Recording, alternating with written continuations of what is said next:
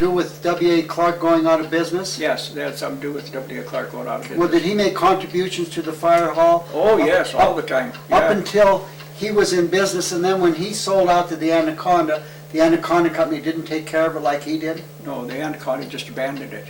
Oh, Yeah, just abandoned And it. is that when they abandoned the mill also? Yeah. And the Colorado Smelter and all that? The Colorado Smelter, same time. Mhm. Yeah.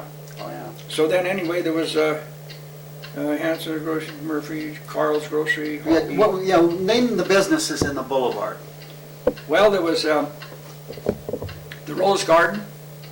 Oh, and across the street from the Rose Garden was John T. Miller. He built a building right across the street from the Rose Garden. On Montana. On Montana Street, called John T. Miller. And O'Bill, Bobby O'Bill's father and mother lived there. And they had, they made the best ice cream and everything else like that. And they still had the old tour player piano in there, you know, and everything else. And I don't know what John T. Miller had a grocery store there first and then abandoned it. Then next to, like I said, next to the Rose Garden was Murphy's, was Wansock's Grocery.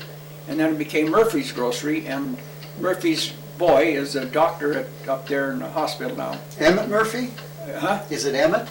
No, I don't know. It's up there. He's a bone specialist. Oh, okay. Jim. Jim, yeah. That's his father ran that meat market. Then there was a Carl Fear's Grocery, and the Main Tavern, and the Butte Tombstone Company, and that's all there was. So all but the Butte Tombstone were taken over by the interstate, right? Butte Tombstone wasn't taken over by the interstate, just the two bars. Went right through them, the boulevard took us out, took our home out, right through the boulevard, took the old golf course out, took it took out the Main Tavern, and it took out the Rose Garden. It took out the heart of the boulevard, didn't it? It took out the heart of the boulevard, right, yeah, it did. And were there other businesses further south on Montana Street? Nothing further out. Well, I beg your pardon, there was a store at the end of the streetcar line, where the streetcar line stopped, at the end of Montana Street, where the road goes to the dump, and the other road's to Hanson Pack, or, Hanson Packing Company, or Hanson, no, what was that, Stockyards, Butte Stockyards. Were the Stockyards there then?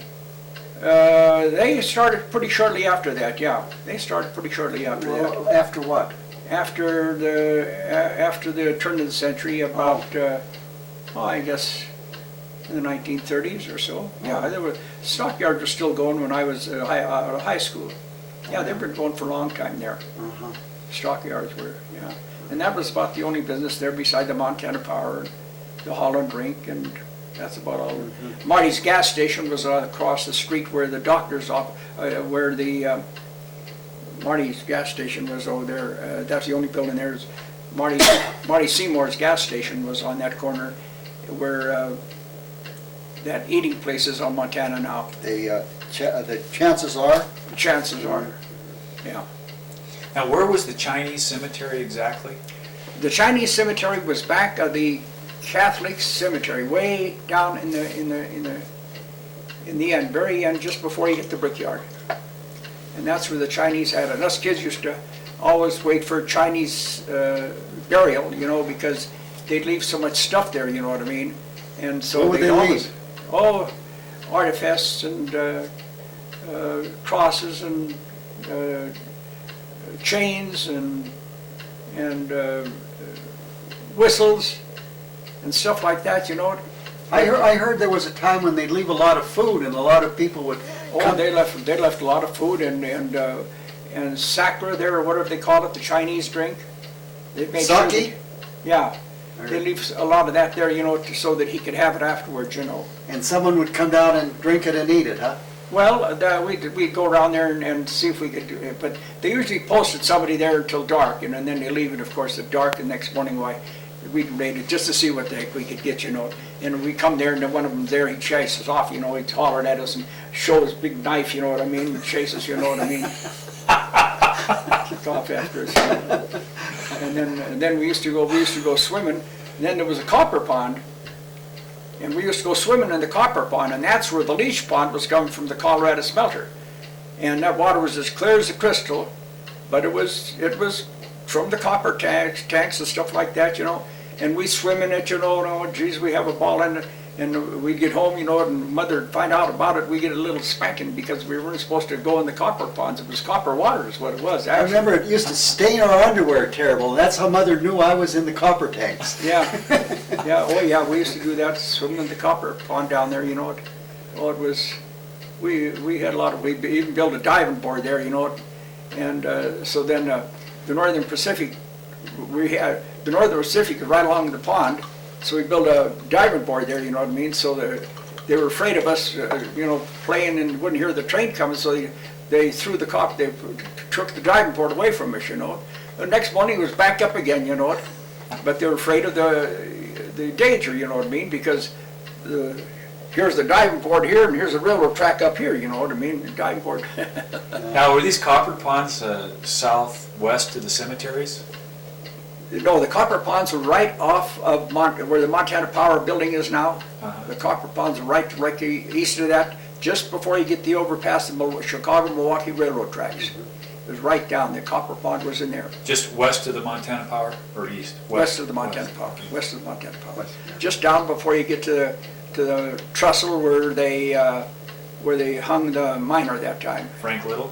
Yeah, where they hung the miner that way. You could see- What trestle did they hang him from? That trestle down there at the Chicago-Milwaukee trestle, I think it was the trestle there that they hung them from. I think that was it. They're talking about it. I think that. I don't even remember that. I remember my dad and him talking about it. Now, were you involved in politics? Yes, very much so. In what way? Well, I campaigned for. I was a Central Democratic chairman for District Precinct 29, I think, for 30 years. And I campaigned for Judd, I campaigned for Schwinden, for Toole. Did you run for any elected office yourself? No, I never run for any elected office. Were you a member of the Silverboard Democratic Club? Yeah, we started that. Did you? Maureen O'Connor and I started that. And what year did you start it? About 1954, I think, or 58, we started. Oh, yeah. That's when Maureen O'Connor started the Young Democrats. So I got talked to her and I said, Young Democrats? I said, I wonder where the heck the Democratic Party went, you know. And what the Democratic Party did, they'd rent the fire, well, they wouldn't rent it, they'd give it for nothing from W.A. Clark, you know what I mean, to run for office, you know what I mean. Like you wanted to run for office, why they'd have a rally, they called it a rally down there. They advertised the paper rally, and children are welcome, because we're going to throw pennies and nickels out for you, you know. So naturally, the folks wouldn't go, but because the kids wanted to go, the folks had to go with them because we get these nickel and pennies. When they, just before they start the meeting, you know, they say, is everybody here? Yeah, so they go out and they get, you'd be running for Democrat for senator, you'd hand them for the nickels, you'd throw them out there and the kids would scramble for them, you know what?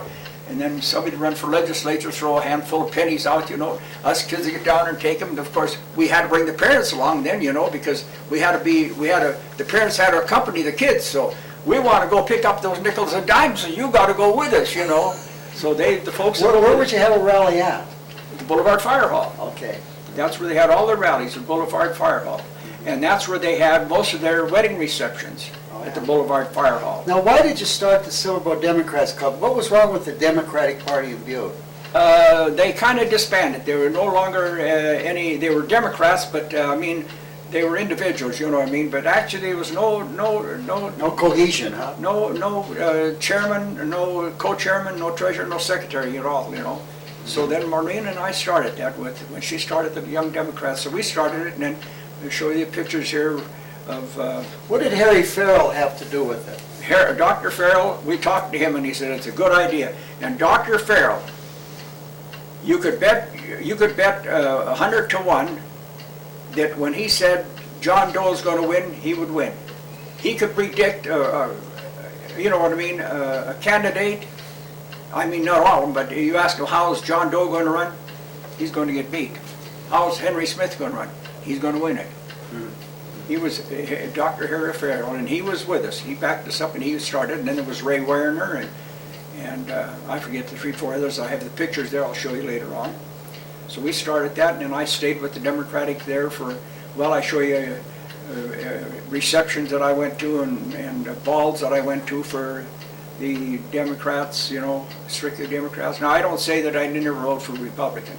I had a couple of Republicans friends that I voted for. You know, I was strictly Democrat, but I voted for a few Republicans What'd you think of Charlie Hosworth? Was he somebody that you could support? He was a terrific mayor. Him and my dad were very good friends, and as far as I can remember, as far as say that Charlie Hosworth was one of the best mayors we had, as far as my dad is thinking and I was, and Morgan. They were both good. Both Republicans. Both good. What'd you think of Barry O'Leary?